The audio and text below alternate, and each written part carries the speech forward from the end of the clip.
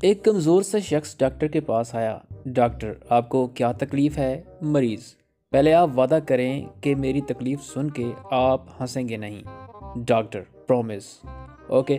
مریض نے اپنی ٹانگ دکھائی جو ماچس کی تیلی جتنی پتلی تھی۔ ڈاکٹر کو یہ دیکھ کے ہنسی آ گئی۔ مریض، آپ نے نہ ہنسنے کا وعدہ کیا تھا۔ ڈاکٹر، اچھا سوری، اب تکلیف بتائیں۔ مریض، ڈاکٹر صاحب یہ سوج گئی ہے۔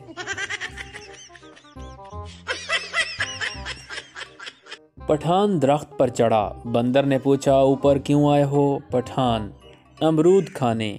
بندر، کر دی نا پٹھانوں والی بات، یہ تو آم کا درخت ہے۔